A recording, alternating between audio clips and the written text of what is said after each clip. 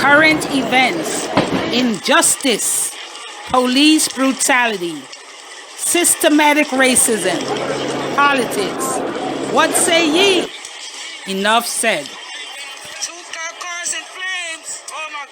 Evening and welcome again to Enough Said with your host, Jemo, Hey, Caroline, and Cherry Poet. Today's topic will be dehumanizing of different kinds of people and stereotyping. So, Jemo, what say ye? I have a lot to say. Welcome back, ladies. And let me just say that the first thing that comes to my mind when I hear dehumanizing is the way police officers will beat Black men and women. In most cases, it's the men, and expect them not to react. Before we even get to the beatings, they will approach them and they will say, ask them a question, and then when they try to answer, don't talk back to me, or they'll say, that's not what I said, or you're not obeying instructions, even though the person is just asking them back a question. Right. And it's like not treating them like humans, like they don't expect them to react. And that is very, very annoying. I don't even think, they probably don't even know that it equals not treating someone like human. I think it just boils down to respect. They just don't have respect for Black folk, and that's just the bottom line of it. I wouldn't say they don't know, but go ahead, Caroline. I was going to agree with you. I don't give human beings any excuses for not knowing how to treat another human being. Every police officer knows how to treat another human being. And their issue is when they approach these suspects, sometimes both white and Black suspect, their goal is to, basically, it's like we want to beat this guy up. They take pleasure, believe it or not, they take pleasure in beating these men up. They joke about these things in their locker room. There was one that says, I dealt with him so brutally, and for them that was a joke. It's something that they enjoy. And I will not give them any excuse for how they treat these suspects. I agree with that because I was waiting to hear what story you were going to talk about. But I saw one where the cop says, I beat that nigga so hard, I beat him like he owed me money. You know what I mean? And it was this huge joke to him. You know what I mean? So I don't know what's going on with these officers, if it's just this feeling of being superior or feeling of being above the law, or if they got problems at home. You know how when kids go to school and they give a lot of trouble, people say, oh, it's got stuff going on at home. Maybe they got stuff going on at home. You know what I'm saying? I think it's all of the above, plus some. I believe that they see Black men and Black people as animals. Because they think that we have superior strength, they think that they're always going to be overthrown. So there's a fear there, as we discussed before. But there's also that lack of respect, as you mentioned, Cherry. And there is also an element of master over servant mentality. Yeah. It's like slavery never really ended in their mind, or if it ended in their mind, it's in their psyche. They're still racist in their psychological makeup and well-being. And I will admit, some of them might not even realize it. This is why that video about the art of brutality is so important for everyone to see. I hope that we could include a little bit of that in this talk, because what the speaker said is that once they dehumanize someone, once you cause somebody, you reduce somebody to the size of an animal, whether you call them roaches or rats or ape, and you dehumanize them, then in your mind, you're dealing with somebody who is subhuman. So you have to remember that there was a time when it was written in the Constitution of the United States that the Negro was only 3/4 percentage of a man. So in other words, they were just a little bit above the apes, but they were less than a man. So when you can get people to think of any other person that way, that is when they feel that they have this right to snuff out their lives or to brutalize them. It's like how do people deal with roaches? What do we do with roaches? So yes, part of the dehumanizing, yeah, is thinking of people as animals, less than human. And this is how we have racism, not just in America, but in many societies in the world. If you think of that person as an ape, a monkey, if you think of that person as a cockroach, a bat, somebody less than human, then you don't feel bad, as Cherry once mentioned, stepping on a cockroach, because that thing is just going to come and infest your house. So this is the whole mentality in their psyche. And a lot of people are going to look and say, and not all white people are like this, but let me just make a general disclaimer that anything we say is just for talk. It's not to be taken as gospel. We will say some things that are correct. We'll comment on some videos that may not be correct. It's not the gospel, it's not the law. Please don't sue us for anything we say. It's just our opinion. Go ahead, Sharon. You know what, when you're talking about dehumanizing and you're talking about stereotyping, it reminds me, I was actually coming from Florida, driving all night. I was going to Connecticut. So I stopped off I got there maybe 3 o'clock in the morning, and I was dead tired. So I went and checked into a hotel. But when I called, the guy says to me one price on the phone, and then when I get in there, they charge me more. So anyway, I said something and he didn't do anything about it. Anyway, I stayed for like a couple hours, and upon checking out, there was this Indian girl at the desk when I was returning the key. So I'm telling her, you know, last night when I called, they told me one price, and when I came in, they charged me like $12 more. She's like, oh, well, whatever, you know, and just the attitude that she had, I totally went off on her. And I didn't curse like some thug or something like that, but I just really explained to her, I said, you know, every Black person that you see come to a hotel to stay for a couple hours is not some hoe, is not some slut, is not some drug dealer. You know what I mean? It's not a quickie they're coming there for. Some people actually stop in hotels because they're on a business trip. You know what I mean? And the way I set her straight, she immediately looked at me differently, and you know, she immediately apologized. And I said, well, that's what you're supposed to do. If you can't return the $12 difference, apologize. Don't get some attitude with me, you know what I mean? So anyway, after she apologized, as I go to walk out, 2 guys who were in the lobby ran up to me, met me outside, and was like, yo, I appreciate what you just said. Because they look at Black people, and you know, you come there 3 o'clock in the morning, they think you're some hoe or something, you know what I mean, or you're some crackhead or a drug head, you know. But what I want to say is, even if you're a hoe, even if you're a crackhead, even if you are the what they would deem, you know, the lowest of the low, the person is first human. And when we're dealing with the society on a whole, if you're dealing with customer service, your goal, your job as a customer service person is to treat all these, your job is to treat everybody as if they're human. What those people do in their life or choose to do, that's none of your business. Yes. That's your, because all of their money is green and they're all paying for that stay. They're not begging for stay. And it's funny you mentioned Indians. So, you know, it's horrible that other minorities will fall right in the same trap as a white person. So the Black person has to fight against not just the white person, but other cultures as well. I saw a video like that where a Black guy went in a store. He just went to get gas and he forgot his mask. And the guy told him he had to leave. He couldn't get gas.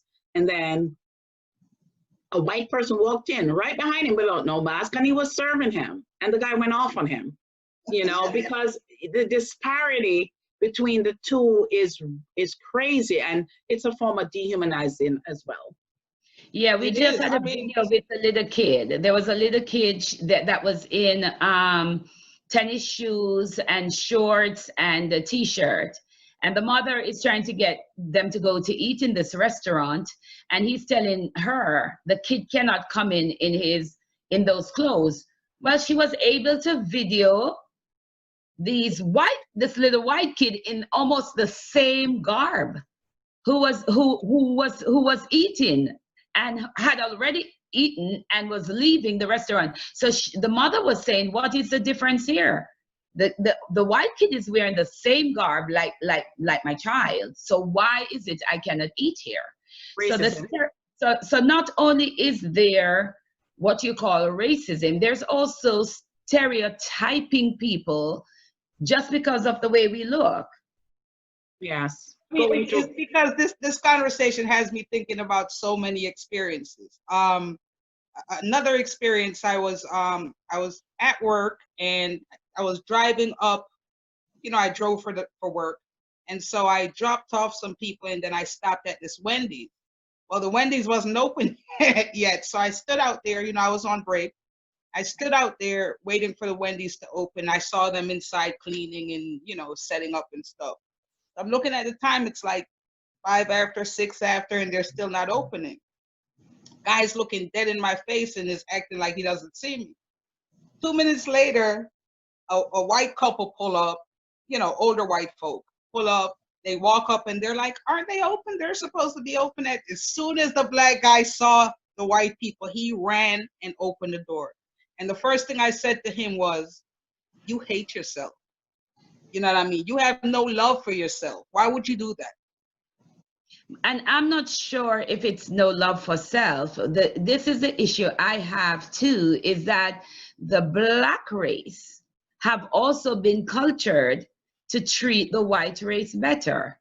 And so regardless of where you go in the world, the black race will treat their own race of people worse than they treat the white race. And it's just been a cultural thing, how they've been cultured since slavery. Now, it could be that, we are used to the white people having money, the white people being in control. That's what they grow up seeing. So they just have been cultured, respect the white man, treat the white man better. And then their own people, they also treat like animals. So when you're black, you're getting it from the whites, you're getting it from the blacks, you're getting it from the Asians, you're getting it from the Hispanic, you're getting all the weight of stereotyping from all these races of people. So that's a lot of weight on a black person, especially a black man's shoulder. And go ahead, sir. Quickly, that saying, they like to beat you when you're down. Yeah. You know what I mean? People like to beat you when you're down. So I think everyone realizes that, white folks treat black folks differently. And they figure, well, we're not black, just like that Latino guy I showed you in the video, and he's screaming, don't call me black. You know what I mean? And maybe in his heart, he feels like he's black, but he knows he looks not black. You know what I'm saying? And it's like, no, please don't call me black because I don't want to be treated that way. Correct. I believe that it's in their psyche and it comes back from slavery days. Just like there's a lot of white people who are unconsciously racist. There's a lot of black people who have self-loathe for themselves and their race unconsciously. And this is why we need a lot of therapy, not just black people, but people in the whole need a lot of counseling. We need to raise our kids from they're young, not to see color, or even if you see color, which is kind of obvious, then you don't act like it makes a difference. People are just people. And so I believe that the dehumanizing starts from the home and how you train people and how you're trained. That's what I believe. Yeah, I just I just differ when you say persons are unconsciously racist, because I think racism is a conscious act. Stereotyping, I think, can become unconscious, because as soon as you see somebody, stereotyping comes from associating someone with something that has been always portrayed about that person or about that group of persons. For example, in America, there is more white on white crime. There's way more white on white crime, obviously, because there's way more whites in America than black. However, when you listen to the news and you watch what goes out in the media, you mainly see them showing black on black crime. So if you don't, or black on white crime, but always a or, black perpetrator. or black on white crime. So you see these black people like they are, that like this is what they are doing something that white people don't do, and white people do the very same thing and even more. Well, When it comes to crime, when it comes to drugs, when it comes to alcohol, DUIs, when it comes to stealing, in America, white people carry the highest number. But what you hear, oh, it's black people. Why do you hear it's black people? Because black people are getting arrested for walking in the park like they just did this guy today. Or black people is getting arrested for just sitting, waiting for a friend. Go ahead. Yeah, and this brings me to what I hear a lot of people saying, and just not so long ago, someone on Facebook says, well, what about black on black crime? You guys put up with that. No, what about white on white crime? White and white crime is higher than black on black crime. So why is it all the time you're hearing, what about black on black crime? Crime on a whole is a problem. Crime has to be solved. Why do we have to put a colorism on crime? Do you know what I'm saying? Because Go ahead. Here's the thing, the media is so powerful, and I used to be in love with the media. I used to think they're the greatest people. I love watching them and all this great stuff, but the media, you're asking the question, how come, white people commit the same crimes, maybe even worse, and you don't see it on TV? Because the media hides that stuff. The media is the main reason for racism, because media puts so much negative black on TV. They show all this negative black, and that's all they're showing. And so when people on the outside who think to themselves, I'm not racist, or I wasn't racist until, but every day I turn on the TV, it's like these black people going crazy. You know what I'm saying? So so because of the media, they draw this fear about black people. Now everybody else is fearful of the black man and wants to step on us while we're down. And then the stereotypes happen because I found myself one day seeing a group of black young teen to young adult kids. A group of them were walking down the street, just talking and being themselves. And I find myself holding my pocketbook and crossing the street. And then I said, wow, to myself. And I said, whenever I see a group of white teens cracking jokes, walking down the street, school is out there, I don't cross the road. And because all of a sudden the amount of images of young black men robbing and shooting and looting that has now entered your brain, before you know it, every time you see that little group of guys, all of a sudden they're thugs. Because that's why media presents. That's why I say it's in the psyche. They get you psychologically. And I wouldn't blame this totally on the media, even though they're definitely at fault.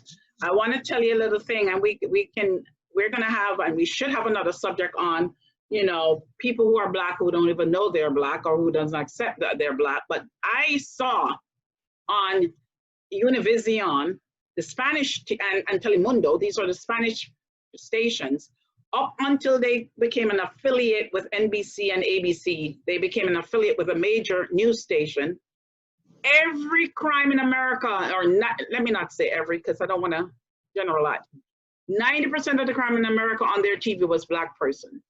And the Spanish people who don't speak any English at all, and again, I'm going to talk in a little bit about how we have to take some of the responsibility for ourselves, for our actions, but they don't speak, they come to fear the Black person.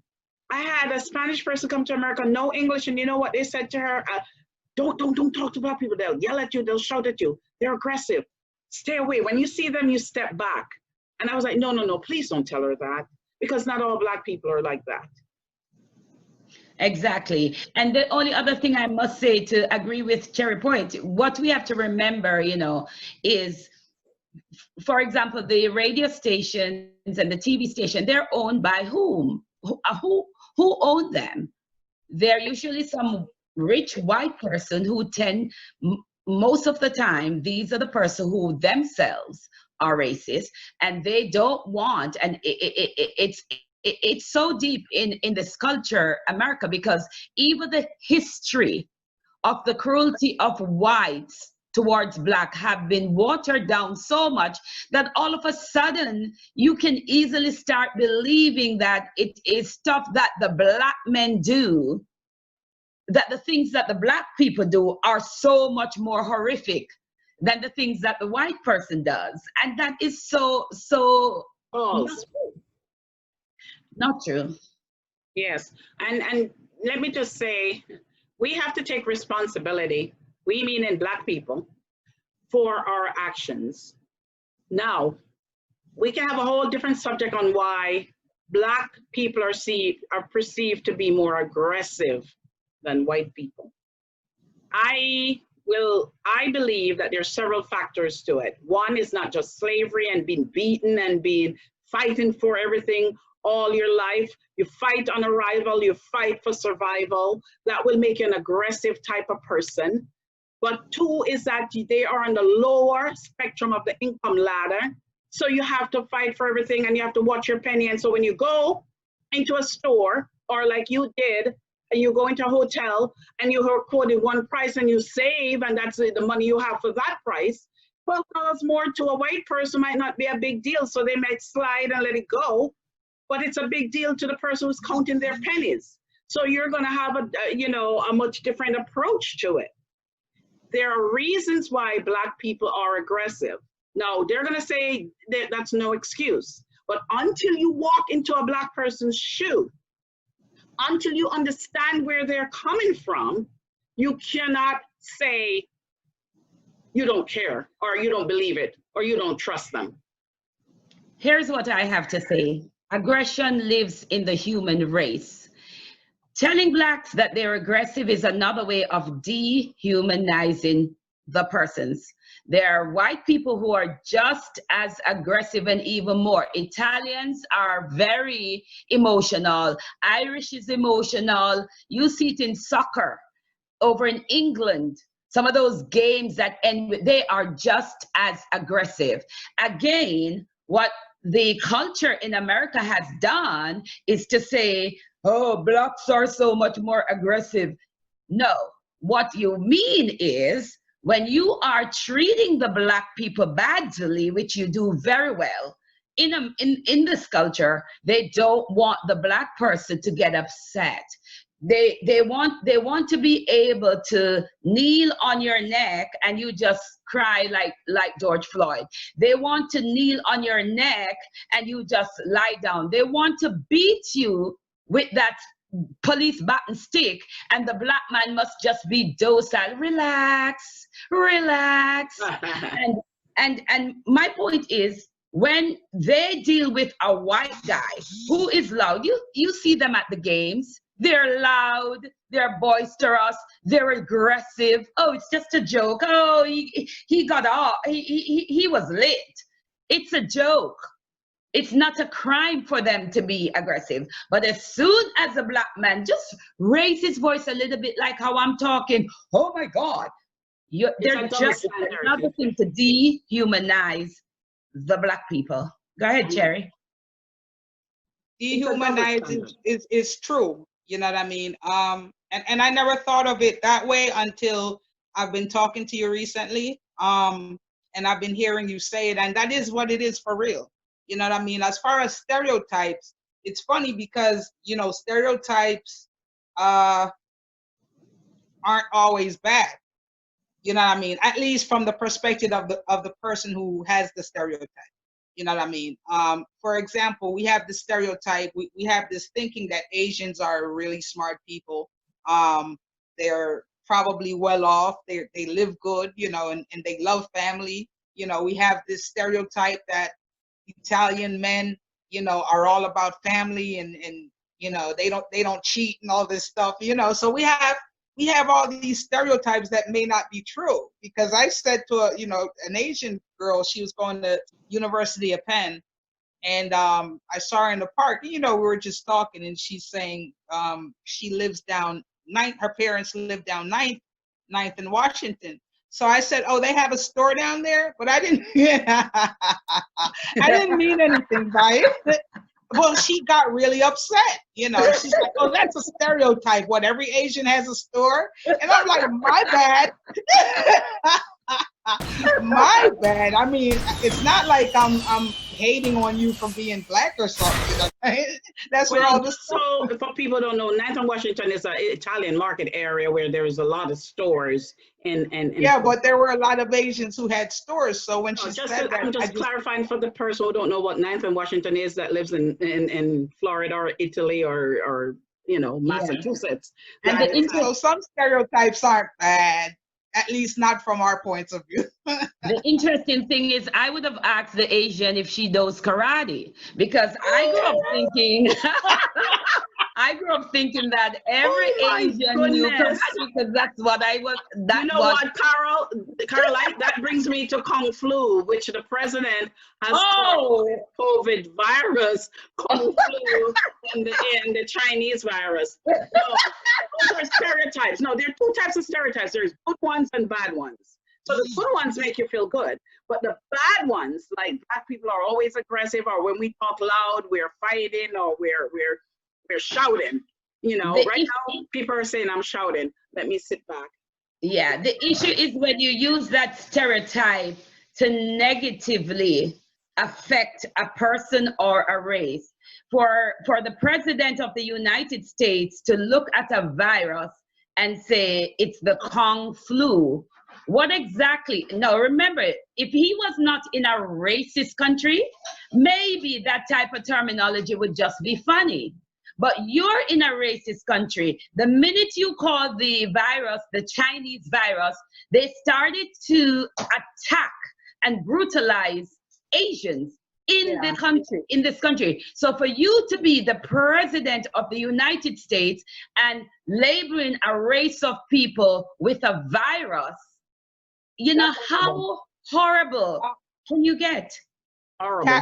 Caroline, you do know that that's where you do know that's where the coronavirus came from. You do know that the Chinese created the coronavirus in a lab. So Kung flu virus all the way, man.